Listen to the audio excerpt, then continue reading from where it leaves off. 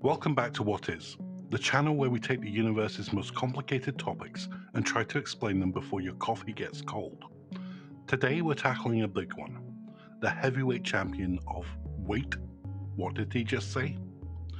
The subject that makes geniuses feel like toddlers, and makes toddlers are actually surprisingly good at this because they don't have preconceived notions about how reality should work. Today we're asking, what is quantum mechanics? Right now, you're sitting there, or standing, or perhaps lying down in a state of existential dread. You see chairs, walls, and screens. They stay where you put them. If you throw a ball, it follows a nice, predictable curve. This is classical physics. This is the world of Isaac Newton, where things make sense. But if you were to shrink down, past the cells, past the molecules, past the atoms, to the subatomic level, the rules of the universe don't just change, they lose their minds. At its core, quantum mechanics is the branch of physics that describes the behavior of matter and energy on the scale of atoms and subatomic particles. And let me give you fair warning. If you aren't confused by the end of this, you probably weren't listening, or you've ascended to a higher plane of existence. Even Richard Feynman, one of the greatest physicists to ever live, and a Nobel laureate, famously said, "I think I can safely say that nobody understands quantum mechanics." So with that said, let's take a deep breath. We're diving in. To understand why quantum mechanics exists, we have to look at what it replaced. By the late 1800s, physicists thought they had it all figured out. They had Newton for gravity and motion, and Maxwell for electromagnetism. They were basically ready to pack up their labs and go home. But there were a few pesky problems. Tiny things they couldn't quite explain. One was black body radiation. According to classical math, a black body, an object that absorbs all light, should radiate infinite energy as it gets hotter. This was called the ultraviolet catastrophe, which sounds kind of like a bad 80s synth pop band. In 1900, a man named Max Planck solved this catastrophe by suggesting something revolutionary. He proposed that energy isn't like a smooth, continuous stream of water. Instead, it comes in tiny, discrete packets. He called these packets quanta. Think of it like this. Classical physics thought that you could buy any amount of energy sand you wanted. Half a grain, a billionth of a grain, whatever. Planck realized that nature only sells energy in pre-packaged bags. This is the quantum in quantum mechanics. It was an act of mathematical desperation, as he put it, but it changed everything. A few years later, Albert Einstein took Planck's idea and ran with it. He used it to explain the photoelectric effect, how light hitting a metal can knock electrons loose. He proved that light, which everyone thought was a wave, also acts like a particle. We call these light particles photons. This leads us to our first major concept, wave-particle duality. Imagine you have a pet that is both cat and a dog at the same time. No, not a hybrid. It's 100% cat and 100% dog. It only decides which one it wants to be depending on how you look at it. This is the double-slit experiment. When physicists fire electrons through two slits at the screen, if they don't watch the electrons act like waves, interfering with each other. But the moment a sensor is placed there to see which slit the electron goes through, the electron decides to act like a particle and just goes through one. The mere act of observation changes the behavior of reality. It's like the universe is a shy teenager who acts totally normally the moment you walk into the room, but was throwing a wild party 2 seconds before. This brings us to the most famous concept, superposition. You've probably heard of Schrodinger's cat. Erwin Schrödinger, a brilliant physicist who probably shouldn't have been allowed near a pet store, created a thought experiment. A cat is in a box with a radioactive source and a vial of poison. If a single atom decays, the poison is released. Because we don't know if the atom has decayed until we look, the cat is mathematically both dead and alive at the same time. Now, Schrödinger actually meant for this to sound ridiculous. He was trying to show how absurd the Copenhagen interpretation of quantum mechanics was, but the joke was on him, because the math actually holds up. Objects at the quantum level exist in a blur of all possible states simultaneously. This state is called superposition. It only collapses into one single reality when an observation, a measurement, is made. But we're not done. It gets weirder. Let's talk about quantum entanglement. Albert Einstein famously called this spooky action at a distance. Imagine you have two magic coins. You flip one in London, and it comes up heads. At the exact same nanosecond, the other coin in Tokyo comes up tails. Every single time. No matter how far apart they are, even if they were on opposite sides of the galaxy, they are linked. In the quantum world, particles can become entangled, meaning the state of one instantly determines the state of the other. It defines our understanding of space and time because the information seems to travel faster than light. Einstein hated this. He spent the rest of his life trying to prove it wrong, and he failed. It's very real. Then there's the uncertainty principle, courtesy of Werner Heisenberg. We have already done a full deep dive on this. Please check it out after this video. Heisenberg, who for the record had nothing to do with blue crystals in New Mexico, realized that there is a fundamental limit on what we can know. You can know exactly where a particle is, but you won't know where it's going. Or you can know exactly where it's going, but you won't know where it is. You can't have both. It's not because our microscopes are not good enough. It's because the universe itself is inherently fuzzy. It's like trying to take a photo of a moving fan. You can get a clear photo of the blades, but the motion is gone. Or you can get a blur of motion, but you lose the location of the blades. Now you might be wondering, who are the people who put us through this headache? The golden age of quantum mechanics happened in the 1920s. You have the Solvay Conference of 1927, which was essentially the Avengers Endgame of physics. You had Einstein, Bohr, Curie, Heisenberg, Planck, and Schrödinger all in one room. The big showdown was between Albert Einstein and Niels Bohr. Einstein was the realist. He believed the moon exists even when you're not looking at it. He famously said, "God does not play dice with the universe."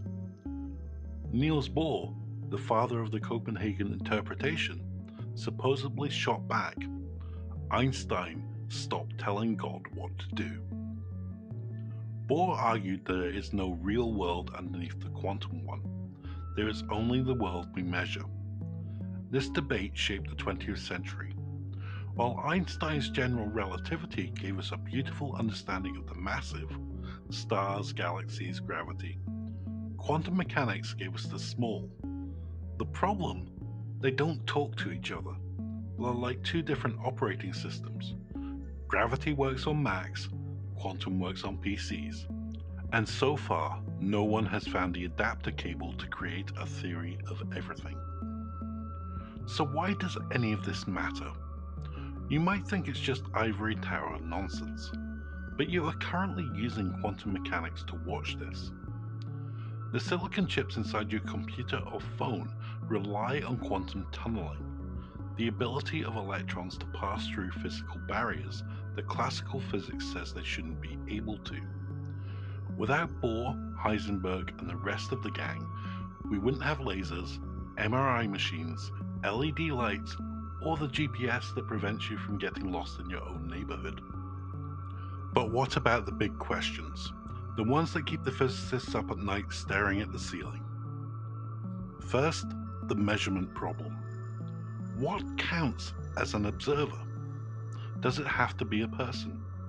What about a cat? Or a single camera? Or a grain of dust? At what point does the quantum world end and the classical world begin? We still don't really know. Second, the many worlds interpretation. Some physicists, like Hugh Everett, suggest that the cat doesn't actually choose to be dead or alive. Instead, the universe splits. In one universe, you see a dead cat. In another, you see a living one. Every time a quantum event happens, the universe branches. If this is true, there are an infinite number of yous out there, and an infinite number of me as well, including one where I actually understood this script the first time through. And finally, what does the future hold? We are currently living in what many call the second quantum revolution. We're moving from observing these effects to engineering them. Enter quantum computing. A normal computer uses bits, ones and zeros. A quantum computer uses qubits, which can be a 1, a 0, or both at the same time thanks to superposition. This would allow computers to solve problems in seconds that it would take today's fastest supercomputers billions of years. We're talking about simulating new medicines, cracking any encryption on the planet, and optimizing everything from global traffic to climate models. We're also looking at quantum cryptography, using entanglement to create unhackable communication lines, because if someone tries to eavesdrop on a quantum message, they are observing it, which collapses the state and alerts the sender. It's a built-in alarm system from the laws of physics. So what have we learned? Quantum mechanics is weird. It's counterintuitive. It's frustrating. It suggests that the deepest level, reality is a ghost show of probabilities and spooky connections. But it's also the most successful scientific theory in human history. It has never once been proved wrong by an experiment. We live in a world built on a foundation we barely understand. We are like sailors on a vast, shimmering ocean, learning to navigate the waves while still wondering why the water behaves the way it does. Thank you for joining us on this journey through the subatomic. If you enjoyed this dive into the weird world of the very small, make sure to hit that like button. It helps us more than you know. Don't forget to subscribe to What Is so you don't miss our next video, where we'll tackle another of the universe's biggest, or maybe smallest, mysteries. If you have a topic you want us to break down, drop it in the comments below. Until next time, keep asking why, and maybe don't peek inside any boxes with cats in them, just to be safe. See you next time.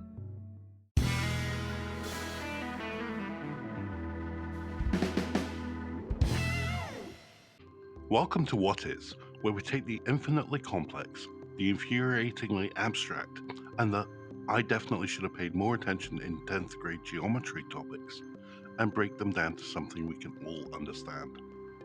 Today we're going into the rabbit hole. Actually, it's not just a rabbit hole. It's a rabbit hole that when you look closer is made up of smaller rabbit holes, which in turn are made up of even smaller rabbit holes, theoretically forever. Today we're talking about fractals. Now before you go reaching for the back button because you heard the word math, stay with me. This isn't the kind of math that involves solving for x while a train leaves Chicago at 60 miles per hour. It's the math of clouds. It's the math of lightning. It's the math of your own heartbeat and the way your lungs breathe.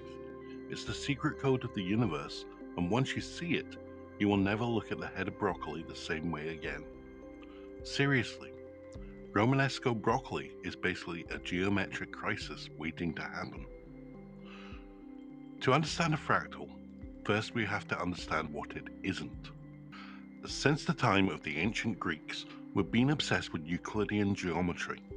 You know the hits: the circle, the square, the triangle, the sphere. This is the geometry of perfection. It's smooth, it's predictable. If you zoom in on a perfect circle, eventually the curve starts to look like a straight line. It's clean. The problem is, nature doesn't give a hoot about Euclidean geometry. Have you ever seen a perfectly spherical mountain? Or a cloud that's a perfect cube? Of course not. Nature is jagged. It's tangled. It's messy. For centuries, mathematicians looked at the roughness of the world and just sort of ignored it. They called it pathological. They thought it was too ugly and chaotic to be measured. But then came the 20th century, and a man called Benoit Mandelbrot. He decided that roughness wasn't the mistake, it was the point. So what is a fractal? In the simplest possible terms, a fractal is a shape that is self-similar. Imagine that you're looking at a tree. You see the main trunk splitting into big branches. If you take one of those big branches and cut it off, don't actually do this, the tree needs it. But if you did, and you held it up, it looks like a smaller version of the whole tree. Then look at the smaller twigs on that branch. They look like even smaller versions of the branch. This is the core concept of a fractal. The closer you look, the more of the same detail you see. It's like a Russian nesting doll, but instead of dolls getting simpler as they get smaller, they stay exactly the same level of complicated. Think about the coastline paradox. This is the classic example Mandelbrot used to blow everyone's minds. If I asked you, how long is the coastline of Great Britain? You'd go get a map and a ruler, and you'd tell me it's about 2,800 miles. But if you went down to the beach with a 1-foot ruler and measured every single nook and cranny, every little inlet and jagged rock, the length would be much longer. Now imagine you use a microscope to measure every single pebble, every single grain of sand, and every single molecule. As your ruler gets smaller, the coastline gets longer. In theory, if you have an infinitely small ruler, the coastline is infinitely long. That's a fractal. It's the finite area bound by an infinite perimeter. It's a shape that exists in the in-between dimensions. It's not quite a one-dimensional line, and it's not quite a two-dimensional area. It's a fractional dimension, hence fractal. Mind blown yet? Good. We're only 4 minutes into the trip. Grab a snack, maybe some romesco broccoli, get a good look at it, and let's talk about how this concept actually developed, because the history is just as jagged as the shapes. Before we had the word fractal, we had mathematical monsters. In the late 1800s and early 1900s, mathematicians like Georg Cantor and Helga von Koch were starting to doodle things that made their colleagues very uncomfortable. Koch created what we now call the Koch snowflake. You start with an equilateral triangle. On the middle of each side, you add a smaller triangle. Then you do it again and again and again. The result is a shape that looks like a snowflake, but if you keep going forever, it has an infinite perimeter, but fits inside a small circle on your paper. This broke people's brains. They thought these shapes were monsters because they didn't follow the rules of normal math. They were too weird to be useful. Then came the Great War, and two French mathematicians named Gaston Julia and Pierre Fatou. They were working on something called complex dynamics. Julia, by the way, was a certified badass. He was injured in World War I where he lost his nose.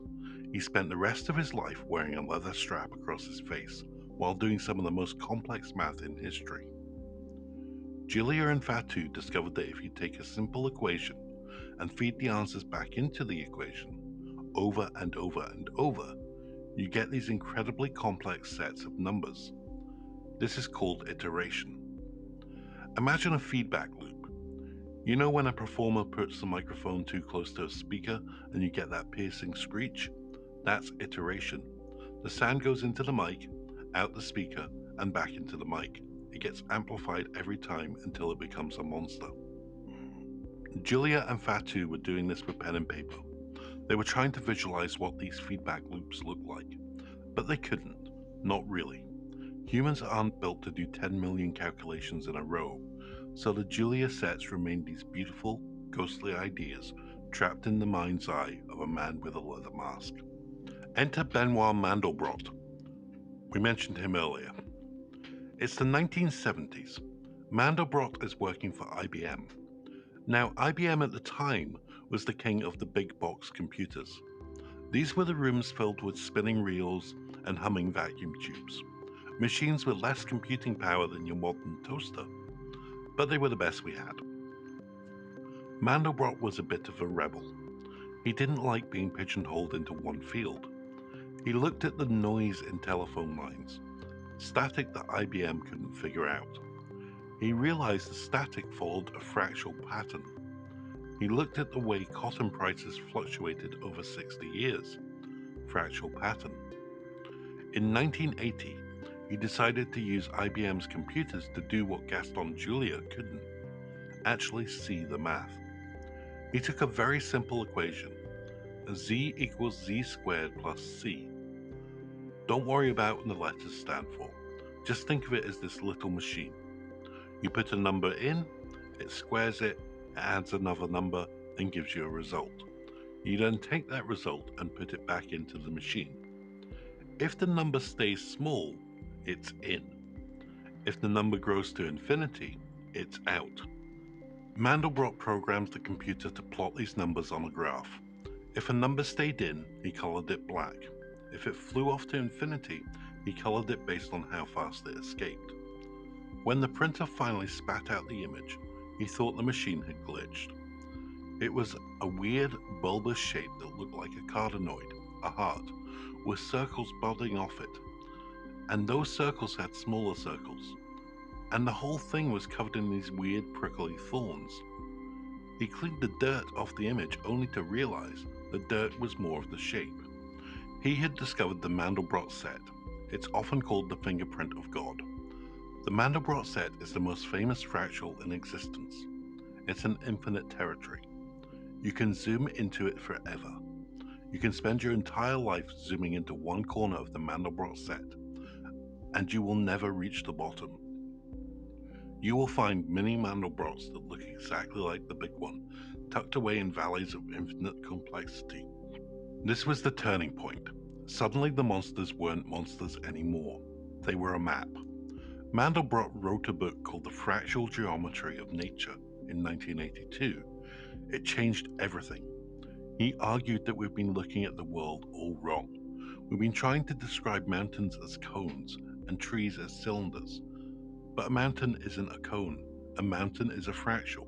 This leads us to the meaning part of our journey. Why does this matter? Is it just pretty pictures for stoner dorm room posters? No.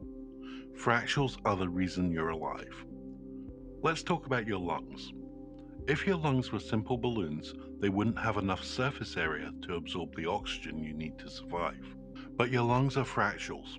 The trachea splits into two bronchi, which split into smaller bronchioles, which split into smaller tubes, and so on.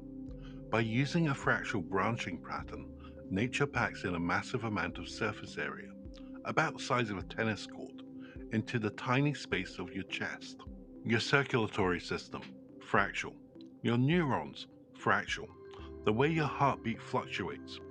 If your heart beat like a perfect rhythmic metronome, you'd be dead. A healthy heart has a fractal variability to its rhythm. Chaos, it turns out, is a sign of life. Fractals are the efficiency code of the universe. If you're a tree and want to catch as much sunlight as possible without spending too much energy growing, you use a fractal algorithm. You don't need a complex DNA blueprint for every single leaf. You just need one simple rule. Grow, split, repeat. This discovery revolutionized more than just biology. It changed the way we build the world. Think about your cell phone. If you're old enough, do you remember when cell phones had those little pull-out antennas?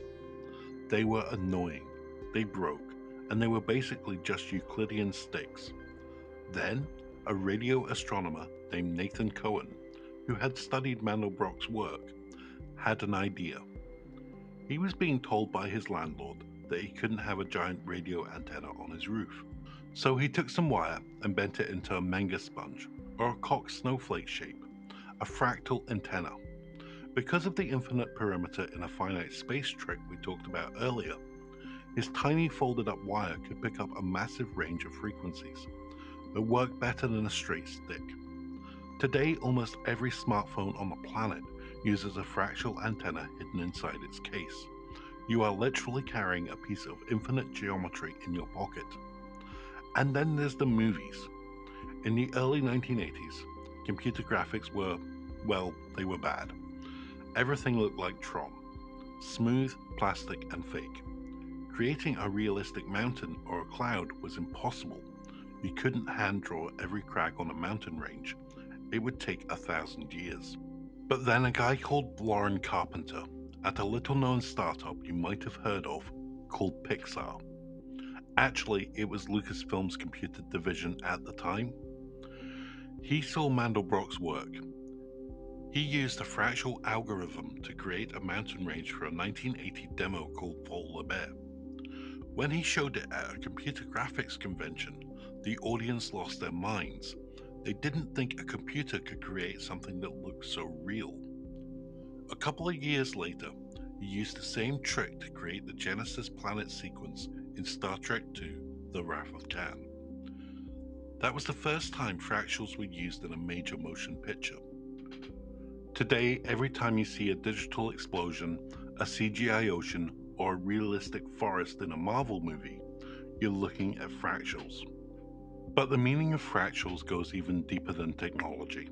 It touches on philosophy. For the longest time, we thought of the universe as being divided into two categories: order and chaos. Order was the planets orbiting the sun, predictable, mathematical, Euclidean. Chaos was the weather, the stock market, the way cream swirls into coffee: random, messy, incomprehensible. Fractals bridge the gap. They show us there's an orderly chaos. A fractal looks chaotic at first glance, but it's actually born from a very simple, very orderly rule. It tells us that the complexity of the world isn't an accident. It's the result of simplicity being practiced over and over and over again. It's a beautiful thought, isn't it? The crashing waves, the formation of galaxies, and the vessel of a tiny leaf are all speaking the same mathematical language. It also changes how we think about size. In a fractal world, scale is relative. If you look at a photo of a fractal, you can't tell if you're looking at a microscopic crystal or a mountain range on Mars. There's no preferential scale. The universe is beautiful at every level of magnification. So let's recap before your brain starts to undergo z equals z squared plus c levels of iteration. What is a fractal? It's a shape that's self-similar across different scales. How did it develop? It started as mathematical monsters in the minds of geniuses, and survived the World War, or two, and was finally brought to life by the birth of the computer and the wandering mind of Benoit Mandelbrot. And what does it mean? It means that nature isn't broken or messy. It means that the jagged edges of our world follow a hidden logic. It's the math of growth, of efficiency, and of beauty. It reminds us that even when things seem chaotic, there might be a deeper pattern underneath. And even when things seem simple, there might be an infinite depth waiting for you if you're willing to look just a little bit closer. Next time you're outside, take a look at a fern. Look at the way each little frond is a tiny copy of the whole branch. Or look at the clouds. Or your own hand. You're a walking, breathing, thinking fractal. You're a finite being containing an infinite amount of complexity. And if that doesn't make you feel a little bit more connected to the universe, I don't know what will. Maybe try eating some of that romesco broccoli we talked about. It's actually quite delicious with a bit of garlic and olive oil. Just try not to get lost in the geometry before you finish your dinner. Before we go, I want to leave you with one final thought. Mandelbrot once said, "Bottomless wonders spring from simple rules repeated without end." Think about your own life. What are the simple rules you repeat every day? Your habits, your thoughts, your small choices. They might seem insignificant in the moment, but over time, they iterate, they build, they create the complex beauty and sometimes chaotic fractal that is your life. Make sure you're choosing the right equation. Thanks for joining us on this Zoom into the Infinite. If you enjoyed this journey through the What Is Vault, do us a huge favor. Hit that like button. It helps our channel grow in a very, well, let's call it non-Euclidean way. Subscribe to more deep dives into the concepts that make our world what it is. If there's a topic you always wanted to understand, whether it's quantum entanglement, the history of sourdough bread, or why we haven't found aliens yet, drop a comment below. We read them all, and your suggestions might be our next 20-minute rabbit hole.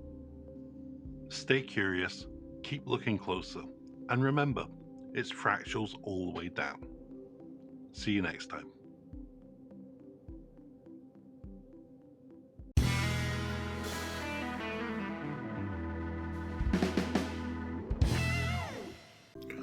Welcome to What Is, where we take the universe's most mind-bending concepts and try and fit them into your brain without causing a short circuit. Today we're tackling a concept that's simultaneously the reason your room is a mess, the reason your coffee gets cold, and the reason the entire universe is eventually going to turn into a cold, dark, silent void. Cheerful, right? We're asking, what is entropy? It's a word that gets tossed around in sci-fi movies and physics textbooks alike, often accompanied by a sense of impending doom. But what actually is it? Is it a fancy word for chaos? Or is it something much more fundamental? A law of nature that dictates the very flow of time itself. Grab a drink, preferably a hot one, because by the end of this video, that drink will be lukewarm and you'll know exactly why that's the universe's fault, not yours. To understand entropy, we have to go back to the 19th century. This was a time of top hats, questionable medicine, and a total obsession with steam engines. The Industrial Revolution was in full swing, and engineers were obsessed with one thing: efficiency. They wanted to know how much work they could get out of a lump of coal. Enter Niccolò Leonardi-Cano, and if you couldn't tell from my poor pronunciation, he was a French military engineer who, in 1824, decided to look at the physics of heat engines. He realized that no matter how well you build a machine, you can never turn 100% of the heat into useful work. There's always some waste. Think of it like a tax. Every time energy moves or changes form, the universe takes a little cut. This lost energy doesn't disappear. Energy is conserved after all. But it becomes useless. It's like trying to pay for a 5-star dinner using only the loose pennies you found in the cracks of your sofa. It's still money, but good luck trying to get the waiter to count it. A few decades later, a German physicist named Rudolf Clausius took Carnot's ideas and gave this lost energy a name. In 1865, he coined the term entropy, derived from the Greek trope, meaning transformation. Clausius realized that the universe had a one-way street. Heat always flows from hot to cold. If you put a hot brick next to a cold brick, the hot one cools down and the cold one warms up until they're even. You never see the cold brick get colder while the hot brick gets hotter spontaneously. If you did, you'd probably run out of the room screaming that your house is haunted. Clausius formulated the second law of thermodynamics, which states that the total entropy of an isolated system can never decrease over time. It can only stay the same or increase. In simpler terms, things naturally get more disordered. They don't unmess themselves. But Clausius only described what was happening. He didn't quite explain why. For that, we need to meet a man who stared so deep into the abyss of entropy that it basically stared back and broke him. Ludwig Boltzmann. Boltzmann was an Austrian physicist who had a radical idea for the late 1800s. He believed that matter was made up of atoms. Now today, we're like, yeah, obviously Ludwig. But back then, people were surprisingly grumpy about the existence of atoms. Boltzmann realized that if you wanted to understand entropy, you had to stop looking at the big picture, the macro state, and start looking at the tiny invisible micro states. Let's use an analogy. Imagine you have a deck of cards. When you buy the deck, it's perfectly ordered. Spades, hearts, clubs, diamonds, all in sequence. This is a low entropy state. There's only one specific way the cards can be arranged in that perfect order. Now throw those cards up in the air. Let them flutter to the floor like the hopes and dreams of a failed magician. Pick them up. What are the odds they are still in that perfect sequence? Essentially 0. Why? Because there are billions and billions of messy ways the cards can be arranged, and only one ordered way. Entropy isn't a spooky force pushing things towards chaos. It's a matter of probability. There are simply more ways for things to be messy and for things to be tidy. Boltzmann's formula, S equals K log W, is actually carved on his tombstone. S is entropy, and W is the number of microstates, the number of ways you can rearrange the guts of a system without changing its overall appearance. If a system has many possible arrangements, like a gas cloud where atoms can be anywhere, it has high entropy. If it has very few possible arrangements, like a perfectly formed ice crystal, it has low entropy. The universe is constantly shuffling its deck of cards. Since there are vastly more messy arrangements than neat ones, the universe inevitably tends towards the mess. Now you might be thinking, wait a minute, I just cleaned my kitchen. I created order. I decreased entropy. Take that, Boltzmann. Well, I hate to be the bearer of bad news, but you didn't. To clean your kitchen, you had to burn energy. You ate food, your body broke down chemical bonds, you moved your muscles, and in the process, you radiated heat into the room. The order you created in your kitchen was paid for by an even greater disorder you created in the environment through heat and metabolic waste. The total entropy of the system, you plus the kitchen plus the atmosphere, still went up. The universe always gets its tax. This leads us to a heavy concept, the arrow of time. Almost all laws of physics work just as well backwards as they do forwards. If you saw a video of a planet orbiting a star, you couldn't tell if the video was playing forward or backward. Gravity doesn't care. But entropy does. Entropy is the only law of physics that gives time a direction. We know time is moving forward because we see things transitioning from low entropy to high entropy. Eggs break, they never unbreak.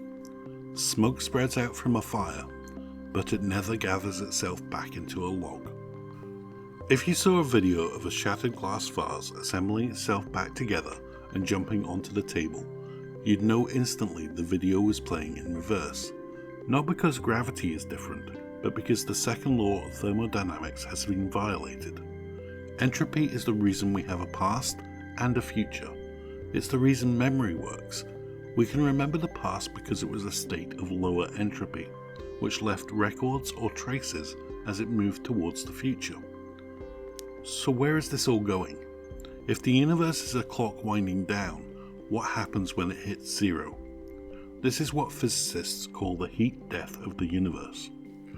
Right now, the universe is full of pockets of low entropy. Stars are dense, hot, and highly organized balls of gas. Planets are organized. Life, especially you, is an incredibly complex, low-entropy machine. But the second law is patient. Eventually all stars will burn out, all black holes will evaporate, all matter will decay and spread out until the entire universe is just a uniform, lukewarm soup of particles.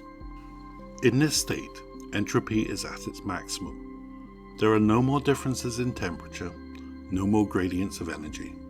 And because no energy can flow, nothing can ever happen again. Time effectively stops, because there's no change to measure it by.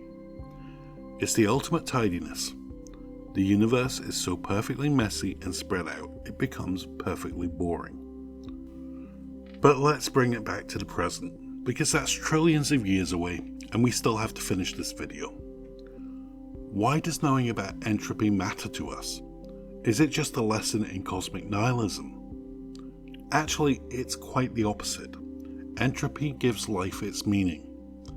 Think about it. Life is a temporary rebellion against the chaos of the universe. We are biological engines that take energy from the sun or from food and use it to maintain a state of incredible complexity. We are small, bright candles burning in a very large, very cold room.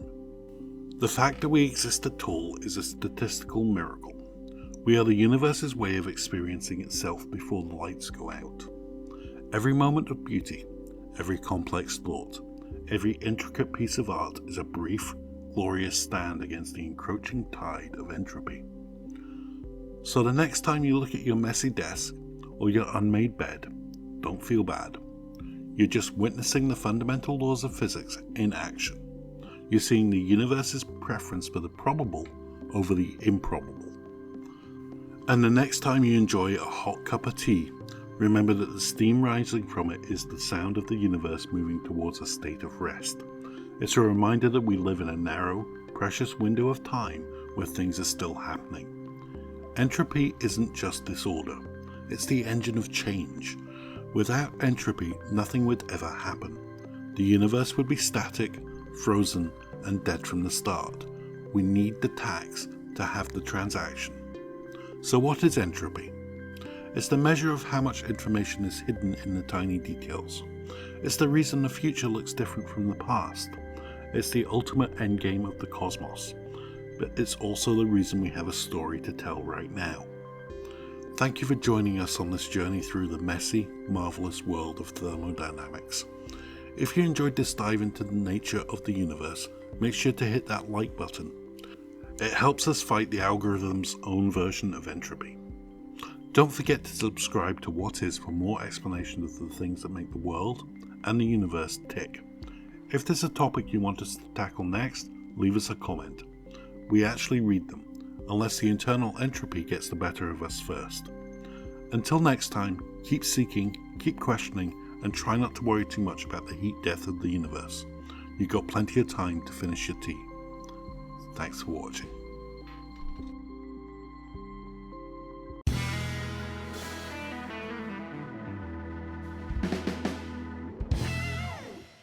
Welcome back to What Is, the show where we take the universe's most complex head-scratchers and try and explain them before your coffee gets cold.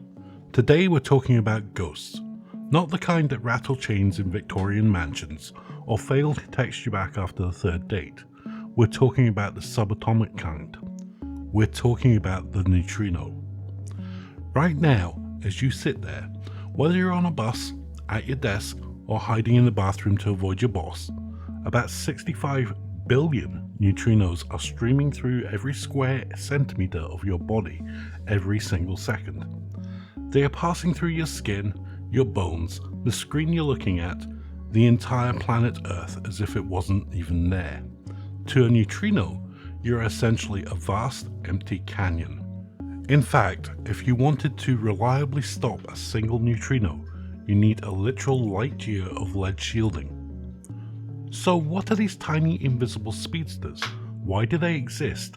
And why did they make some of the smartest people in history want to quit physics and become goat farmers? Let's dive in. To understand the neutrino, we have to go back to 1930. Physics was having a bit of a midlife crisis. Scientists were looking at something called beta decay. Basically, an atom's nucleus spits out an electron to become more stable. Sounds simple, right? Except for one massive, terrifying problem. Energy was disappearing. In physics, there's a golden rule, the conservation of energy. Energy can neither be created or destroyed. It just changes form. But in beta decay, the math wasn't adding up. It was like buying a pizza, taking out one slice, and finding the box half empty. The scientific community was panicking. Some, like Niels Bohr, even suggested that maybe, just maybe, laws like the conservation of energy didn't apply at the subatomic level, which is the physics equivalent to saying, maybe gravity just takes weekends off. Enter Wolfgang Pauli. Pauli was a brilliant physicist, but he was also a bit of a grumpy perfectionist. In a desperate attempt to save the laws of physics, he wrote a letter to a group of physicists at a conference at Tübingen. He didn't even go in person because he wanted to attend a ball in Zurich. Legend. In the letter, he proposed a desperate remedy. He suggested that there might be a new natural particle, a particle so small, so light, and so shy that it carried away the missing energy without ever being seen. He hated this idea. He famously said, "I have done a terrible thing. I have postulated a particle that cannot be detected." Think about that. Pauli was so stressed about the math that he basically invented an invisible friend for the atom just to make the checkbook balance. A few years later, Enrico Fermi, the guy who built the first nuclear reactor, took Pauli's idea and gave it a name. Since the particle had no charge and almost no mass, he called it the Neutrino, which is Italian for little neutral one.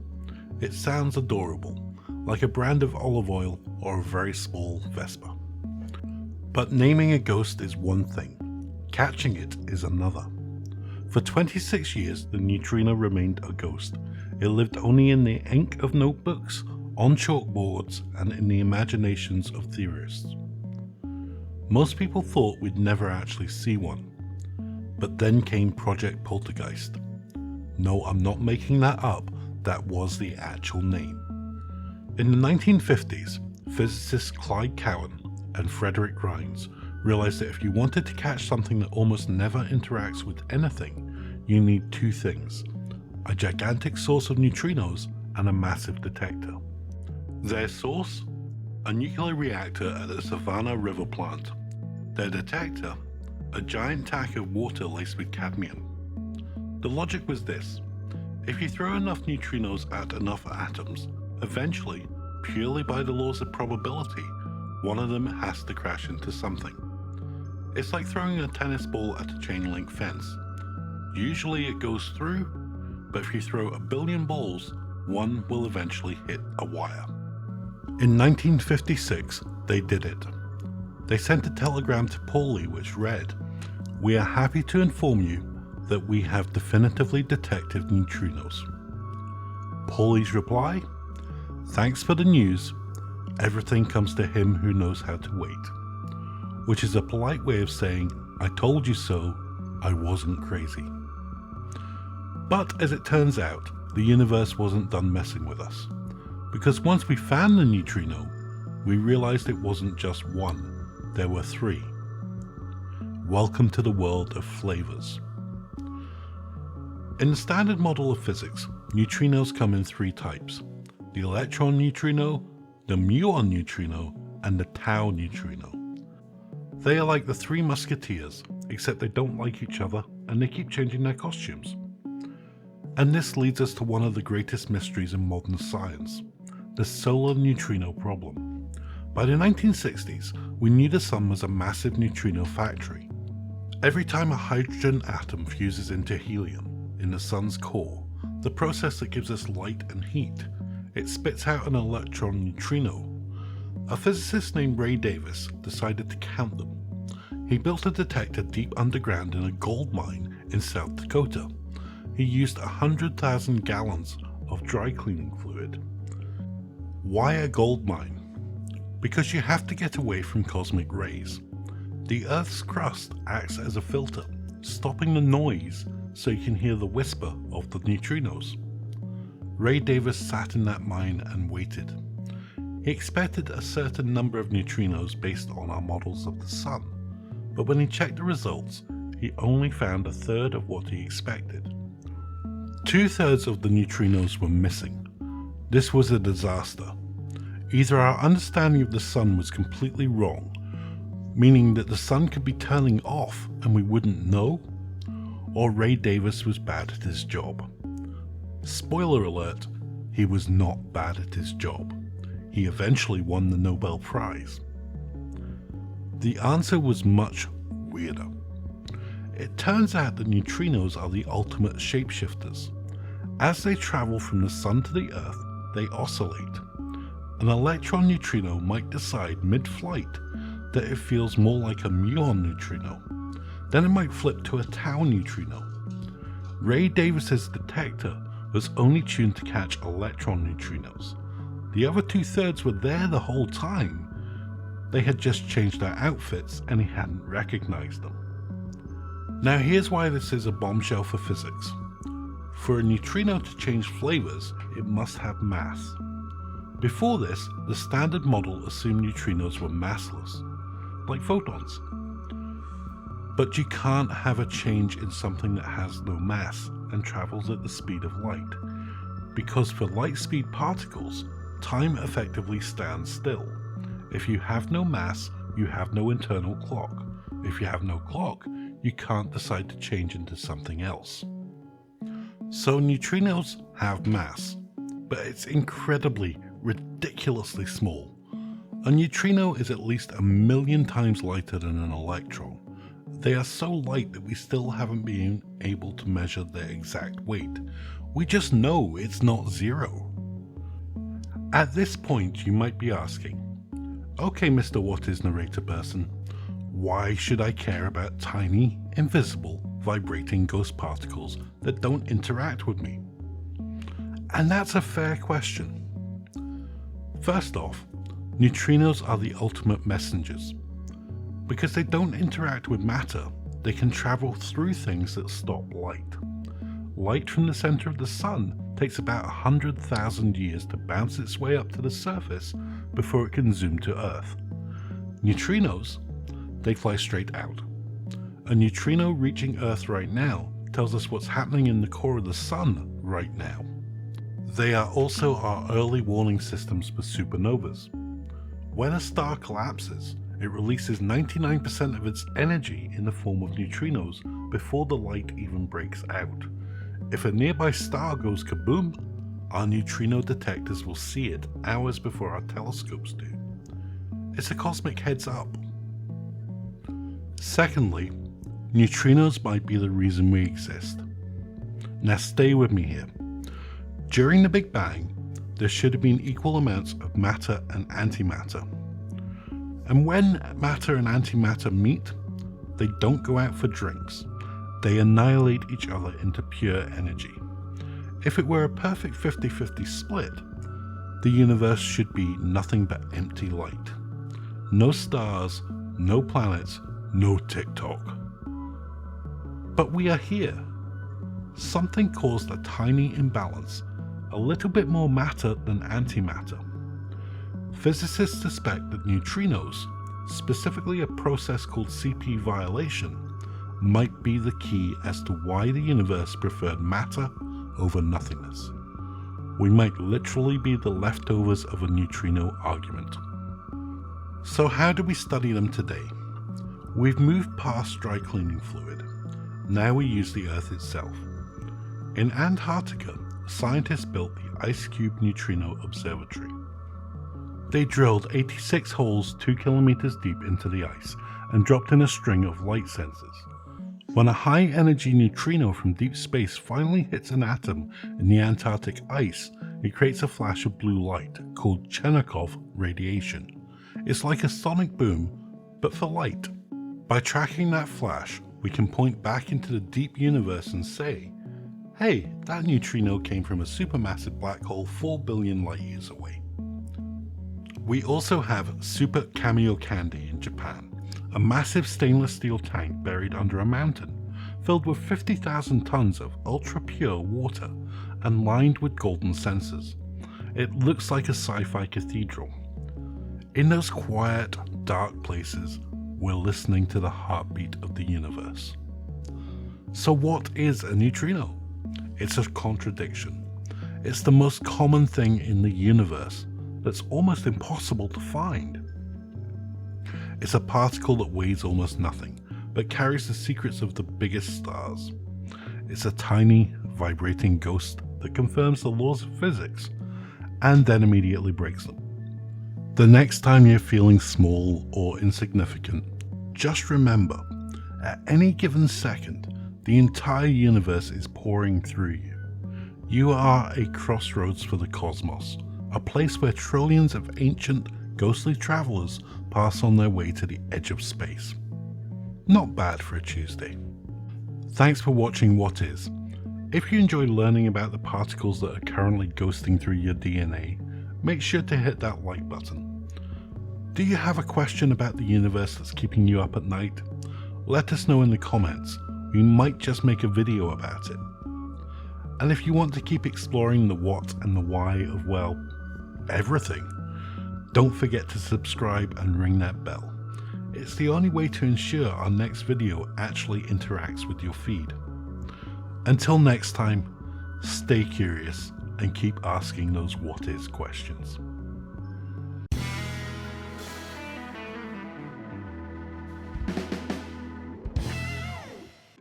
Welcome to What Is, the channel where we dive headfirst into the biggest, weirdest, and most mind-bending questions humanity has ever dared ask. And today we're not just asking a question, we're questioning reality itself. Have you ever had a moment, a flicker of an instant, where you felt things were off? A glitch in your everyday mundane matrix. Maybe you saw the same person twice in different places, experienced an uncanny deja vu that felt less like a memory and more like a rewind. Or perhaps you just found yourself staring at a particularly intricate pattern on your wallpaper, wondering if it was some kind of highly elaborate texture file. No? That just me? Well, good. That probably means that you're not too deep down the rabbit hole. At least not yet. Today, we're tackling a theory so profound, so unsettling, yet oddly compelling, that it's moved from the dusty shelves of philosophy to the cutting edge of science, and even the vibrant squares of pop culture.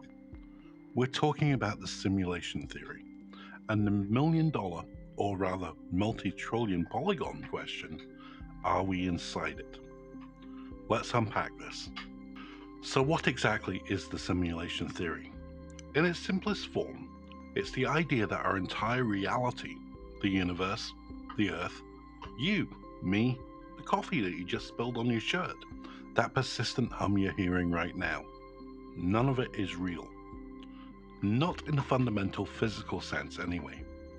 Instead, it's an artificial construct, a highly advanced computer program, a virtual reality simulation created by an intelligent, post-human civilization, far more advanced than our own.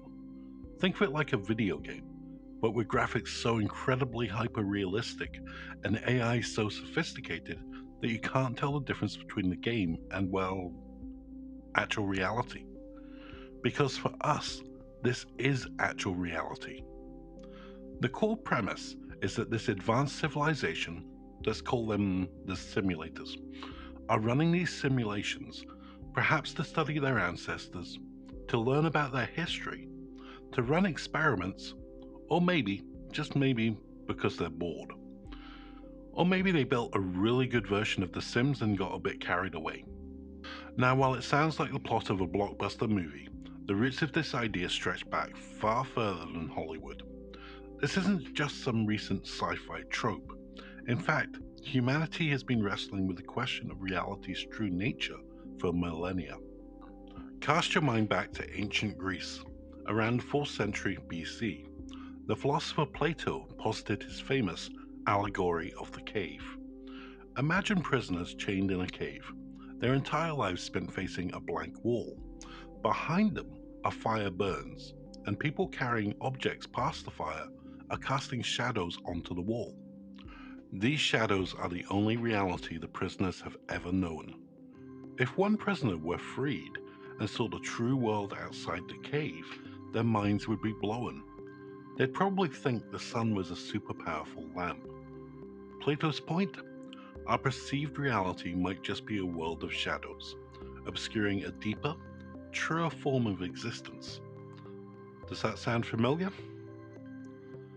Fast forward to the 17th century. René Descartes, the French philosopher who famously declared, "I think, therefore I am," entertained the idea of an evil demon or evil genius.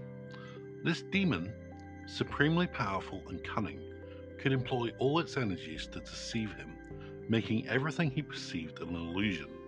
He questioned whether anything he believed to be real was foundational, or if it was all a grand illusion conjured by this malevolent entity. A philosophical supervillain, if you will.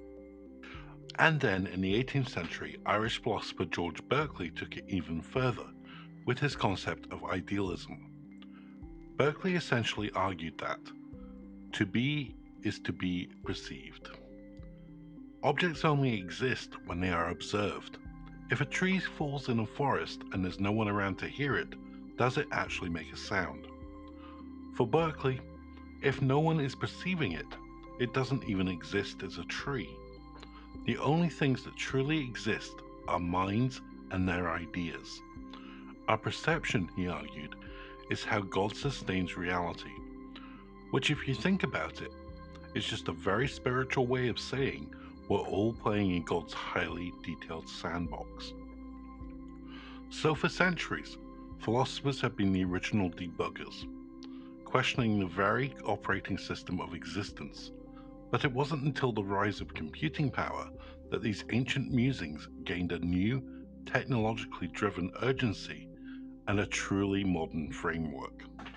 In the late 20th and early 21st centuries, as our own technology advanced, as video games became hyper-realistic, as virtual reality moved from science fiction to actual reality, the idea of simulating entire worlds became less abstract and more plausible. We could build simulated cities in games like SimCity, create complex ecosystems in Spore, and live entire virtual lives in The Sims. We even developed AI that could beat us at chess, Go, and even complex strategy games. If we could do this, what could a civilization thousands or millions of years ahead of us achieve? This brings us to the most influential modern articulation of the simulation theory, proposed in 2003 by Swedish philosopher Nick Bostrom in his paper, Are You Living in a Computer Simulation? Bostrom didn't just ask the question, he framed it as a logical argument, a trilemma, suggesting that at least one of the three propositions must be true. Proposition 1, the no post-human scenario. We, or any other intelligent species, will almost certainly go extinct before reaching a post-human stage where we have the technological capability to create highly realistic ancestor simulations. This could be due to self-destruction, natural catastrophe, or simply not developing far enough. A bit of a downer, really. Imagine all that tech, and we still manage to trip over our own shoelaces. Proposition 2, the indifferent post-human scenario. Any post-human civilization that does reach that level of technological prowess will almost certainly not be interested in running a significant number of ancestor simulations.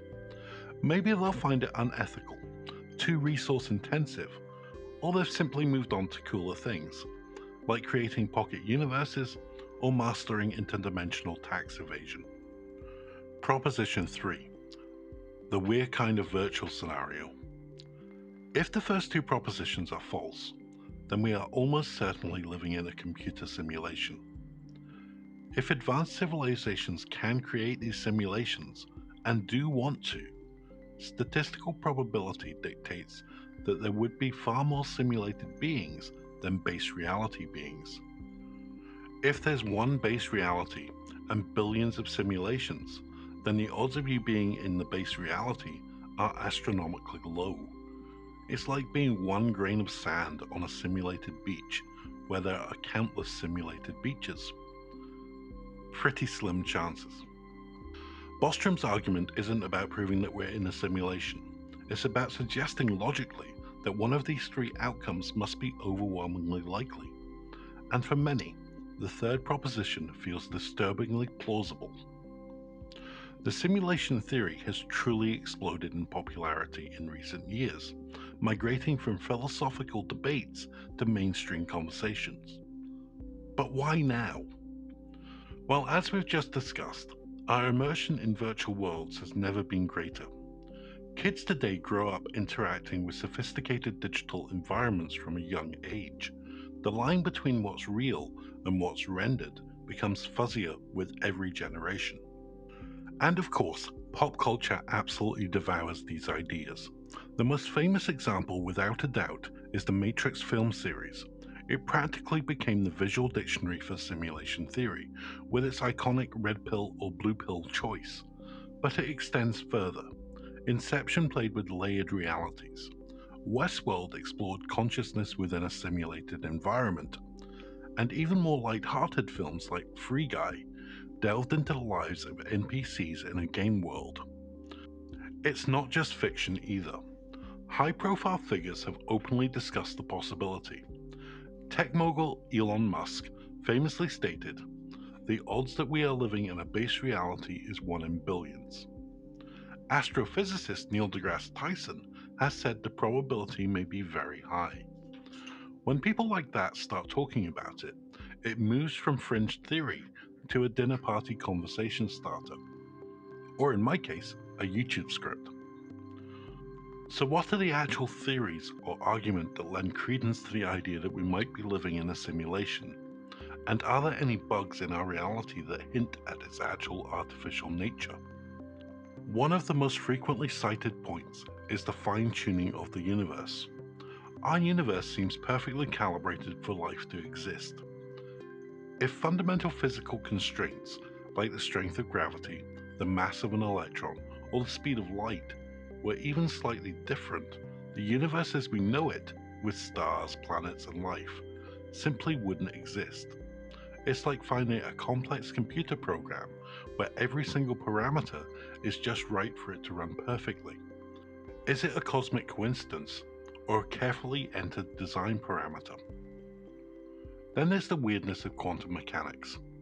At the quantum level, particles don't have defined states until they're observed. They exist as probabilities, wave functions, until a measurement collapses them into a specific state. Some theorists suggest this is a form of rendering on demand.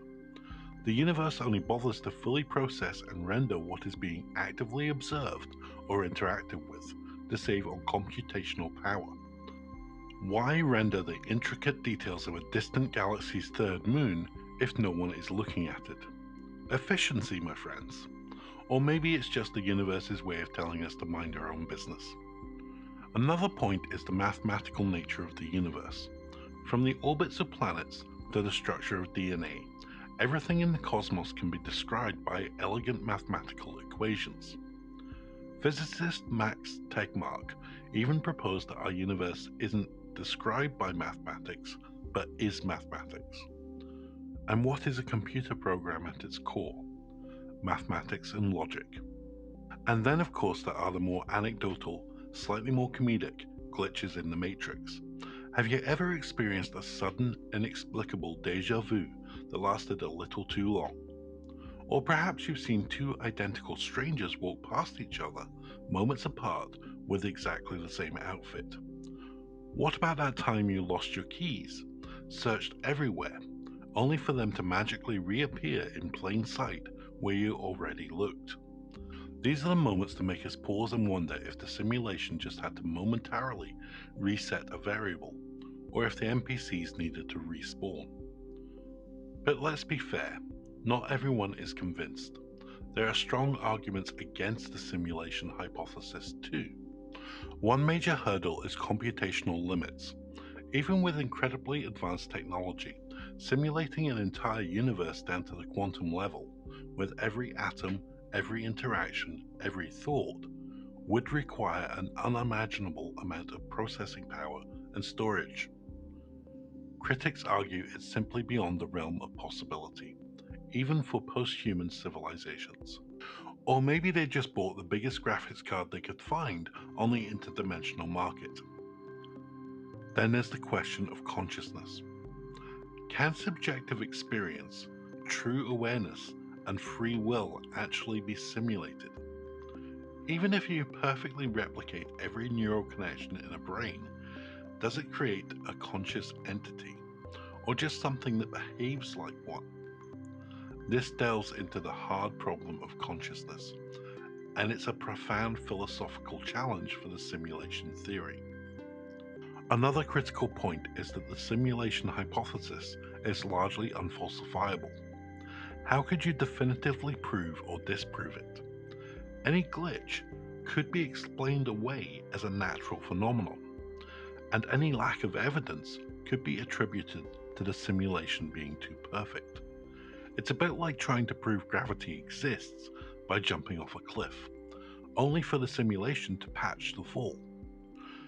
Finally, there's the simple question of why bother? What would be the motivation for these advanced simulators to create us? While Bostrom offers some possibilities, ancestral studies, experimental environments, it's all really just speculation. And if they really are so advanced, wouldn't they have better things to do? Like trying to finally figure out how to perfectly toast bread without burning it. Seriously, that's a universal problem. So are we inside a simulation? The short answer is we don't know, and we may never know. But the very act of asking the question, of exploring the simulation theory, is incredibly valuable. It forces us to examine our assumptions about reality, about consciousness, about the nature of existence itself. It makes us consider our place in the cosmos, whether we are flesh and blood or simply lines of code. It encourages us to think about scientific inquiry, philosophical thought, and the very astounding potential of future technologies. It's a thought experiment that shakes the very foundations of what we perceive as real, prompting us to truly appreciate the intricate, bizarre, and beautiful world we inhabit, whether it's rendered by a divine design or by an alien supercomputer. And hey, if it is a simulation, maybe try to live your best simulated life. Optimize your stats, complete your quests, and definitely don't rage quit too often. You never know who's watching. Thanks for joining us on this mind-bending journey. If you found yourself questioning everything after this, hit that like button. If you want more deep dives into the inexplicable and profound, make sure to subscribe. And tell us in the comments below, do you think we're living in a simulation? What's your favorite glitch in the Matrix? We'd love to hear from you. Until next time, keep questioning, keep pondering, and keep wondering what is real. See you next time.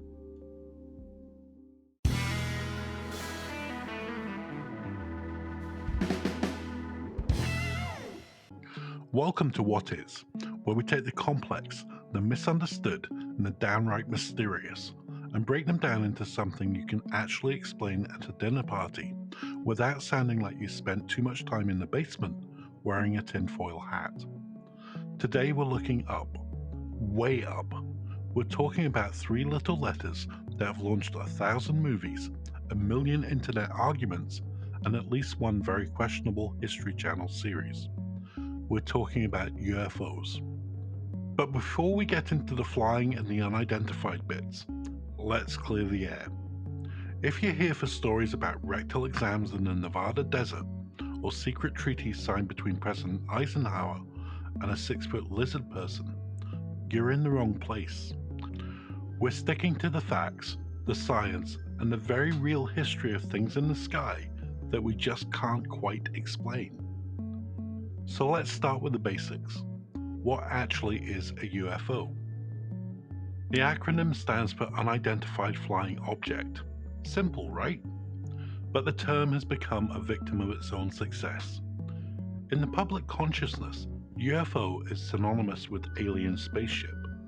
But in the world of science and the military, a UFO is exactly what it says on the tin.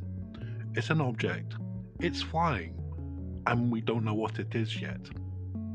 The term was first coined in 1952 by the United States Air Force.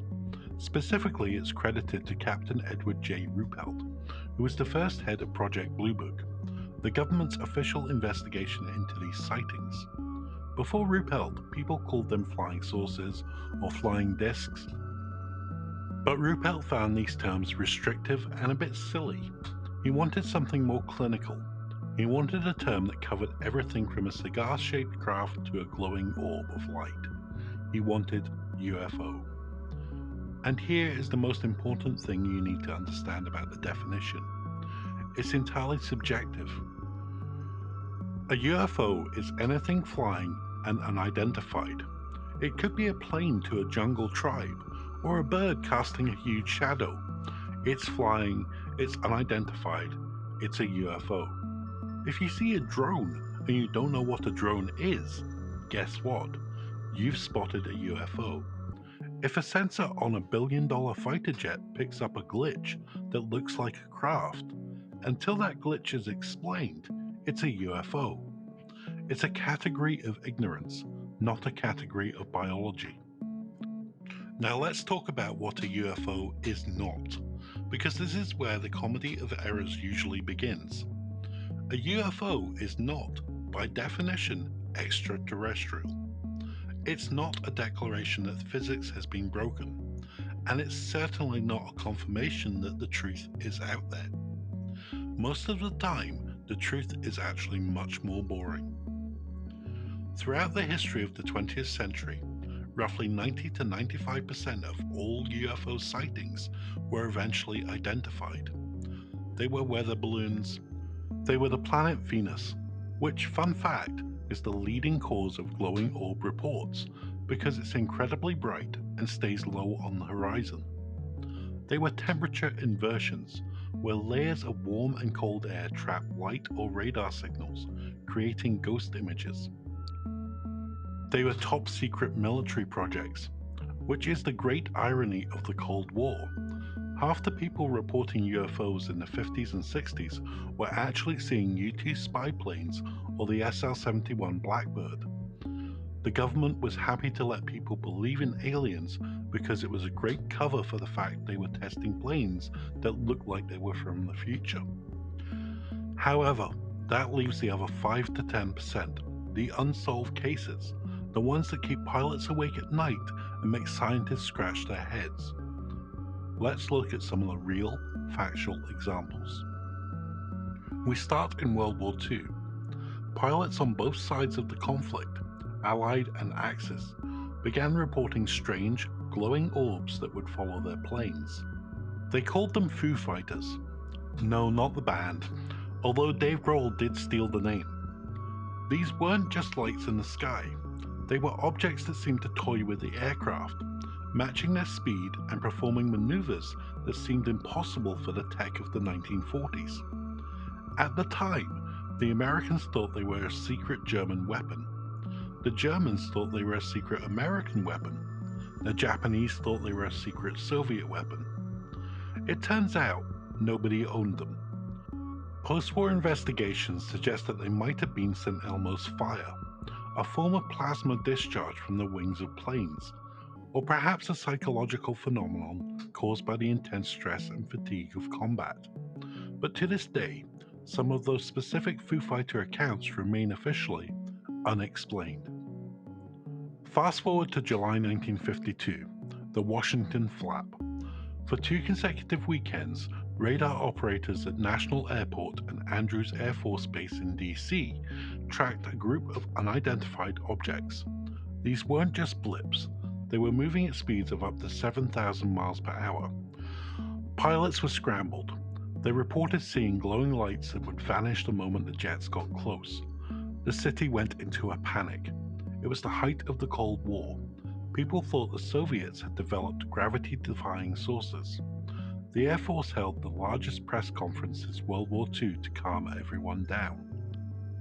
Their explanation? A temperature inversion. They claimed that a layer of warm air had reflected ground-based radar signals, creating false targets, and that the pilots were simply seeing stars or city lights distorted by the atmosphere. Was that the truth? Many of the radar operators and pilots involved said absolutely not. They knew the difference between a radar glitch and a hard target. But officially, the case was closed. It's a perfect example of how the UFO label transitions from a mystery to an explained phenomenon, even if the explanation feels a bit like a shrug. But let's get into the modern era. because this is where things get really interesting. In 2017, the world changed a little bit. The New York Times published a story revealing a secret Pentagon program called the Advanced Aerospace Threat Identification Program, AATIP. Along with the story, they released 3 videos captured by US Navy pilots. You've probably seen them: the Tic Tac, the Gimbal, and the Go Fast.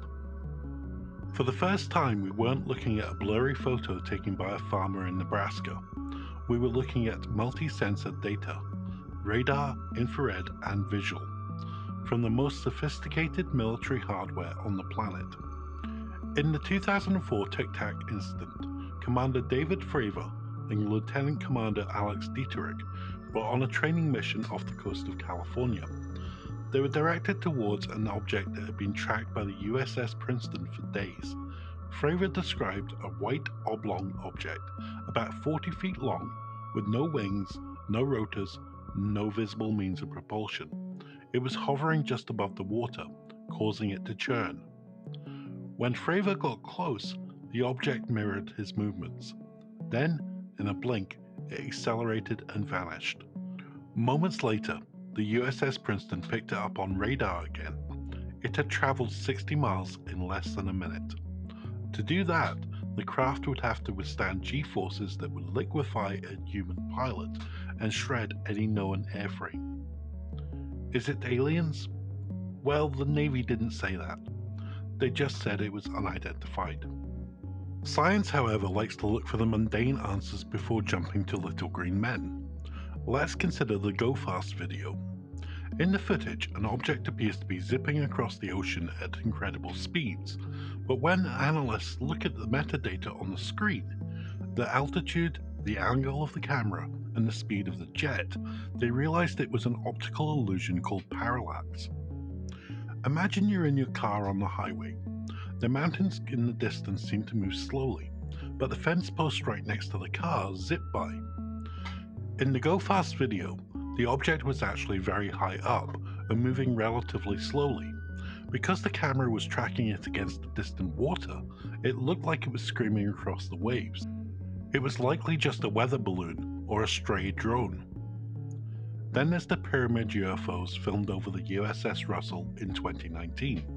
They look like glowing triangles hovering in the sky. Spooky, right? Except photography experts pointed out an effect called bokeh.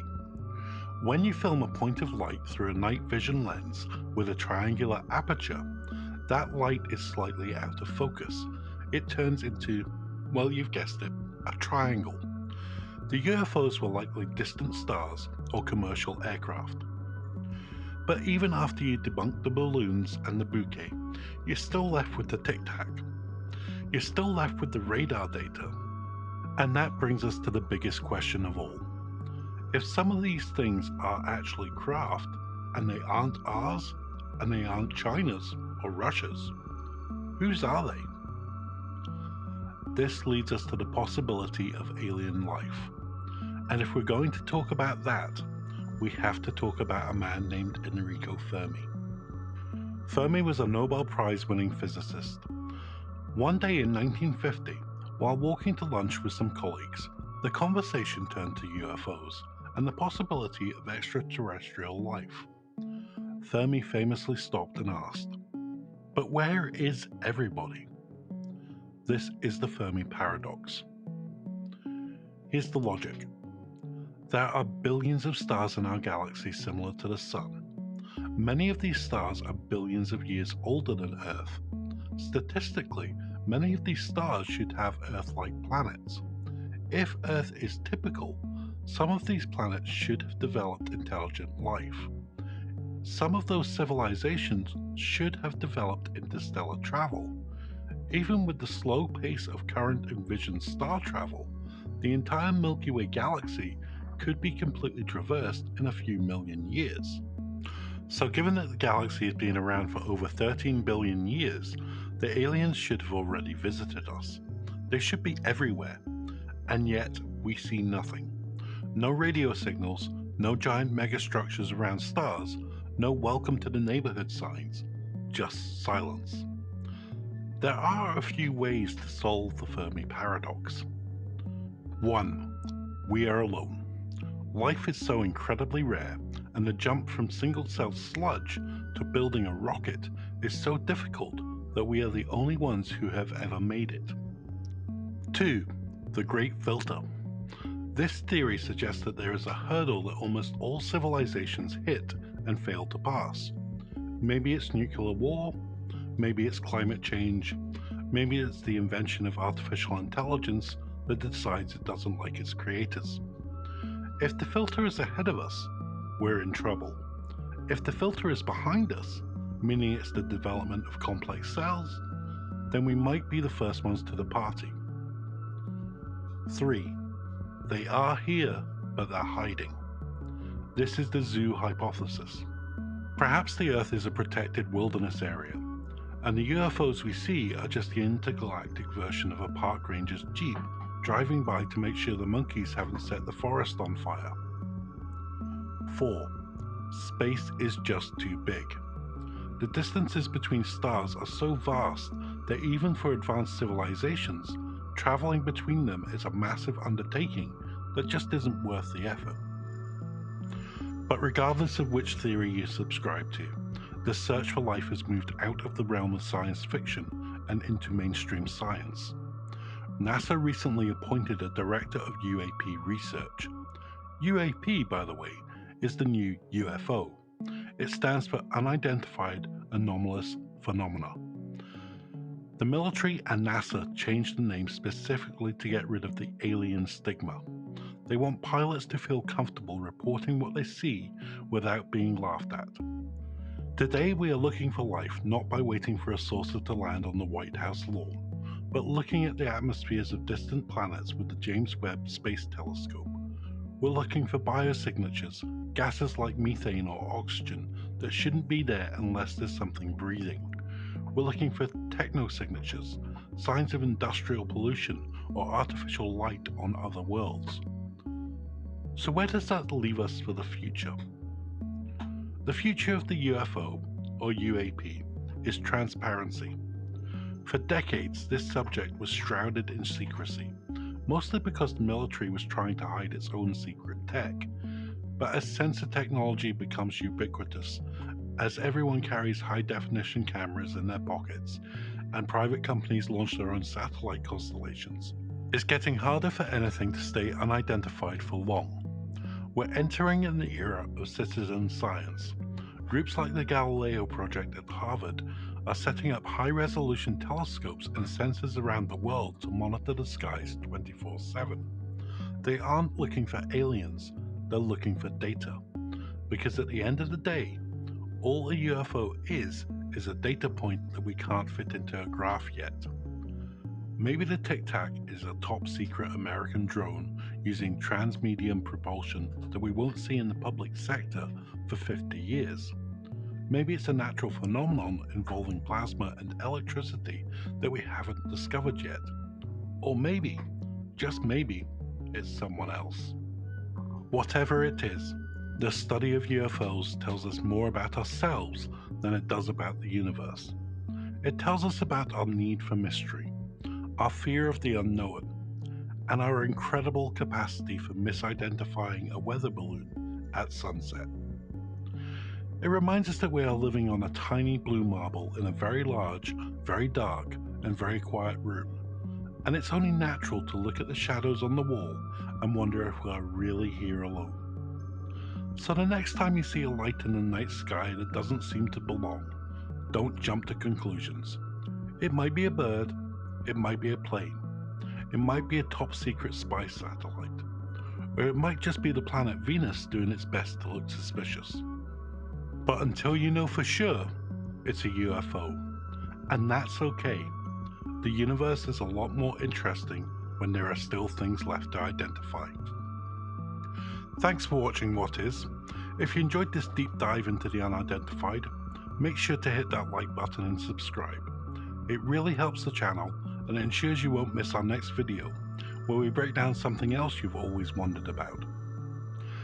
Have you ever seen something in the sky you couldn't explain? Tell us your story in the comments below, but keep it factual, please. We'll see you in the next one. Keep looking up.